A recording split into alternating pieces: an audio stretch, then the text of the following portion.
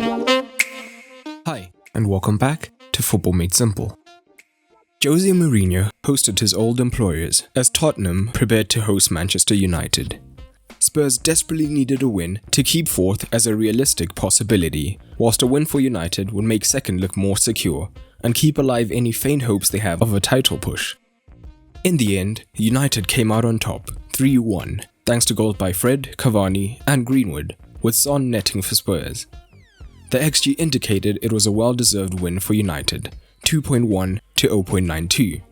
The XG time map shows the difference between United in the two halves and Spurs' lack of high-quality chances aside from the goal. But what tactics did both managers use? Let's take a closer look. A reminder of the formations, with Mourinho lining up in a 4-3-3 while Solskjaer opted for a 4-2-3-1. To get pre-match lineups like this, match updates, stats, and so much more, check out our video sponsors, OneFootball, who are once again helping support the channel. OneFootball is the best football app around, and you can get it for absolutely free through the link in the description below. United were more proactive, so let's start with what they did on the ball. For the most part in the first phase, Henderson would be able to find a centre-back, as Spurs sat slightly deeper in a mid-block. And for the most part, in the defensive phase, Mourinho's shape adapted to a 4-1-4-1 with Ndombele and Lo Celso pushing onto Fred and McTominay, whilst Højbjerg stayed deeper man-to-man with Fernandes. This was effective at times, with limited central passing options forcing the fullbacks to initially remain deeper to be the passing option, and once the ball went wide, they could then be pressed.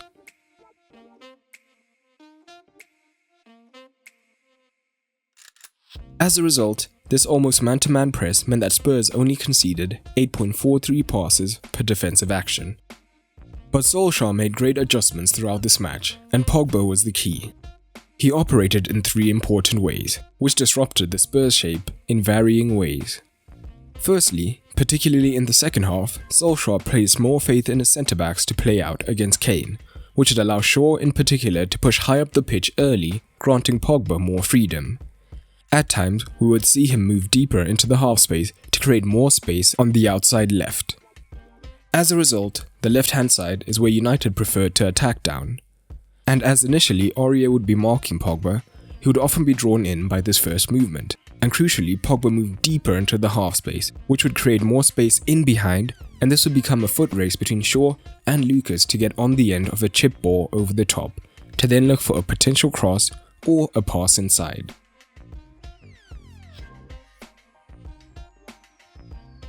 Aurier did look to anticipate this at times, staying deeper to track Shaw. But of course, this would mean Pogba would now be open in space.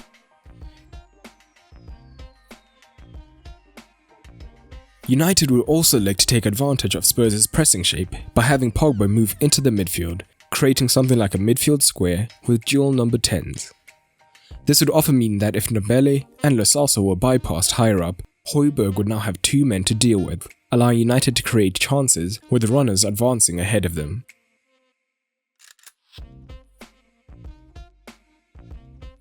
Mourinho did try to adapt to this in the second half, switching to a double pivot when Sissoko came on, and instead allowing Fred and McTominay more room on the ball in deeper areas.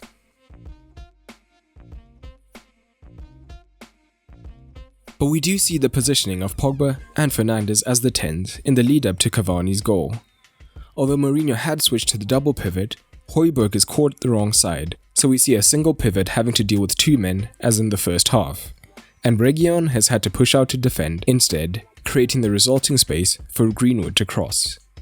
But Pogba could also push right up into a centre-forward position early on when United would look to play more direct. Fernandes could then move slightly wider, taking Højbjerg with him, and creating space for Cavani to then look to pick up the ball whilst Pogba was pinning the centre-backs deep.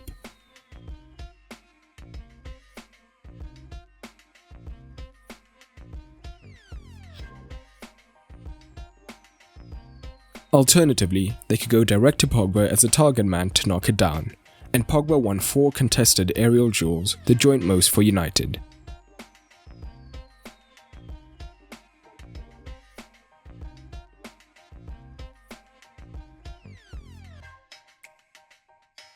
We see Pogba staying high in the central position to begin with for United's disallowed goal. Shaw's width has allowed him this freedom, and he receives in the central region, and due to being in such close proximity, he can play in Cavani for the finish. And Spurs did look dangerous at times on the transition, with Kane dropping between the lines to pick up the first pass, while Son and Lucas would look to make up the ground on the outside to get on the end of a Kane through ball.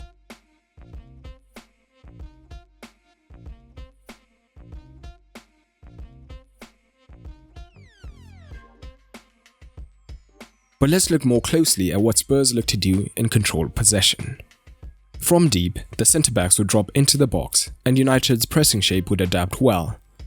If Lloris was making up the third man, with Dyer and Rodon, United would stay in their 4-2-3-1, with Fernandes trying to prevent the ball into Højbjerg.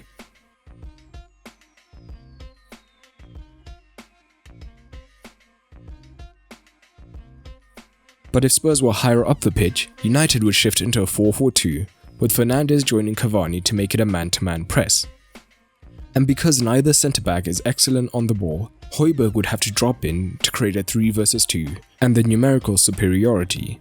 And this would also force Ndombele and Lo Celso deeper and further from the business end of the pitch.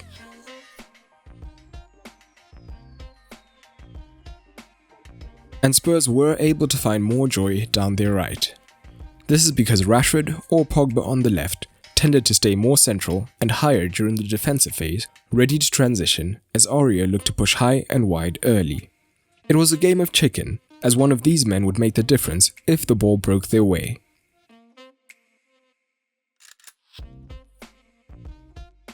But when Spurs were able to work it down the right, Lucas would tuck infield much earlier, meaning Shaw was 2 versus 1 and would have to leave one of the men free.